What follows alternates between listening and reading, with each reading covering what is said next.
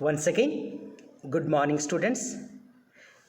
This is your English teacher, and today we are going to look into class 7, chapter number 1. The title of this chapter is Dream, Dream, Dream, page number 12. So, the introductory part, look at this.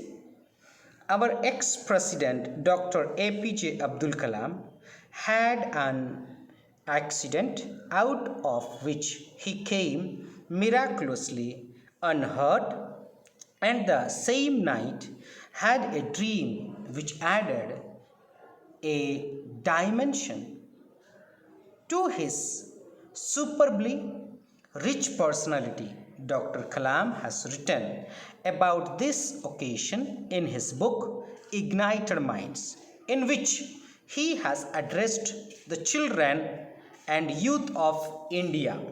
So that is what we are going to look into. Dream, dream, dream. उसका अर्थ क्या है बच्चे? Dream dream dream means जो स्वप्न देखना है ना, सपना देखना. So that is that we find over here. Dr. APJ Abdul Kalam, what he is doing?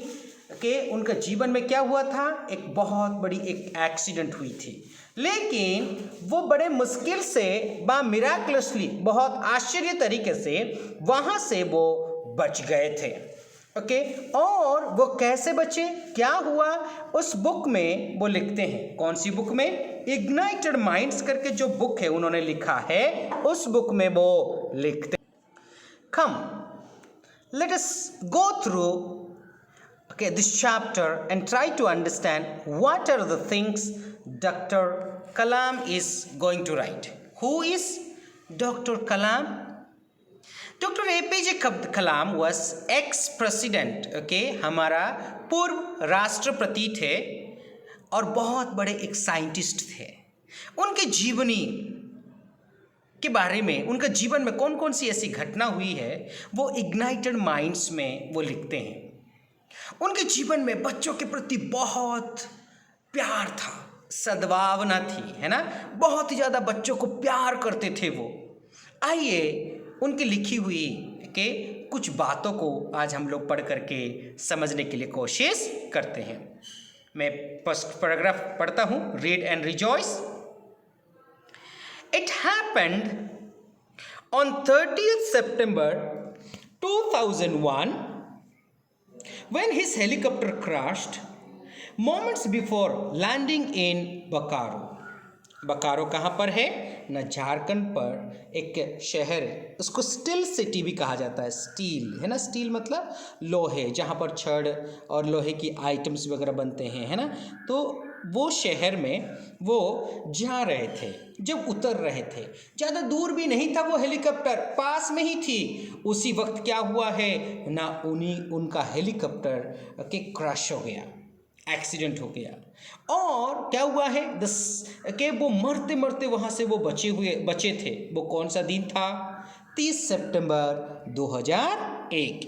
The same night he had a strange dream in which he was in a desert on a full moon night with Mahatma Gandhi, Albert Einstein, Emperor Ashoka, Abraham Lincoln and Khalif Omar.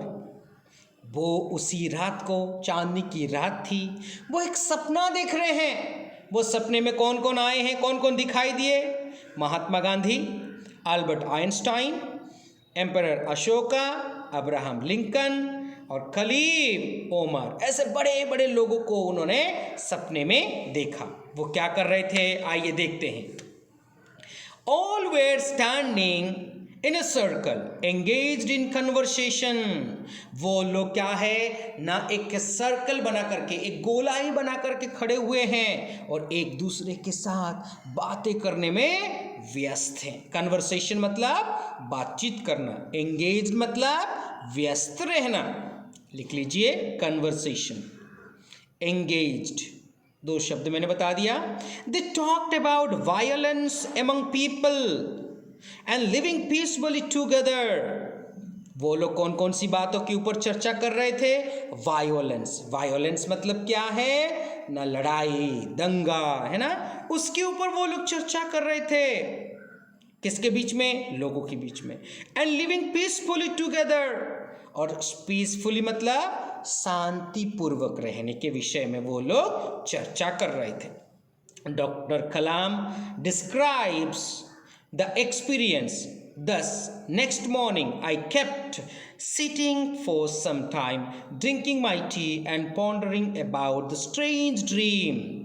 वो ये सब बातों को वो अपना जो ignited mind से उस बुक में वो व्यक्त करते हैं, बताते हैं। और उसका सुबह क्या हुआ है सपने देखने के बाद? उस सुबह में वो जब चाय पी रहे थे, ओके, पॉन्डरिंग, PONDER, पॉन्डरिंग मतलब सोच और विचार में पड़ जाना, है ना, डीप थॉट्स, ओके, विचार में पड़ जाना, गहराई से उन बातों के ऊपर चिंता करना। वो चिंता कर रहे थे, सोच रहे थे अबाउट द स्ट्रेंज ड्रीम, जो एक अद्भुत सपना आया है, उस स्वप्न के बारे में वो सोच रहे थे। What if the helicopter had lost the power at some more height? वो क्या सोच रहे हैं? मेरा यदि क्या होता यदि थोड़ा सा और ऊपर हेलीकॉप्टर क्रैश हो जाता तो? I had been lucky to survive, and now there was the night's experience that seemed to hold a message for me. What should I do? I have been lucky to survive. मैं बहुत lucky था, मैं बच गया, ये बात को वो बताते हैं। और इसके वजह से ये इस एक्सपीरियंस से मुझे कुछ सीख मिली है, उस रात का सपने से भी मुझे कुछ सीख मिली है। अभी मैं क्या करूं? What should I do? फिर बाद में लिखते हैं। आइए let's go to page number 13। Page number 13 में हम लोग चलते हैं और पढ़ने के लिए कोशिश करते हैं। इसमें देखिए क्या लिखा है। He writes, "It is my most important decision to help discover the nature of India's true self in its children and discover the inner higher self that is in us through my interaction with the joyous children." वो क्या लिखते हैं? It is my most important decision to discover the nature of India's true self in its children. जो दुनिया हमारे देश का भविष्य को चुनने के लिए मैंने बहुत एक महत्वपूर्ण डिसीजन लिया है। वो जो प्रकृति जो महत्वता मैं किसके अंदर पा सकता हूँ? हमारा देश का भविष्य मैं बच्चों के अंदर पा सकता हूँ। And discover the inner higher self that is in us, हमारे अंदर जो बहुत के गहराई रहस्य हमारे अंदर जो भरी हुई है, उन चीज को मैं कैसे पा सकता हूँ? ना बच्चों के साथ बातचीत करके, इंटरेक्शन मतलब बातचीत करके, जो आजकल के उल्लसित बच्चे हैं उनको बातचीत करके मैं ये रहस्य व राज को मैं पा सकता हूँ। कौन कहते हैं? डॉक्टर कलाम। आइए आगे क्या बोलते हैं। Doctor Kalam is probably the best loved president of India ever. जो हमारे इतने सारे राष्ट्रपति थे, है ना, प्रेसिडेंट थे, उनमें से सबसे पसंदीदा प्रेसिडेंट कौन थे? डॉक्टर कलाम थे। He started at a humble level and made it to the highest office of our country.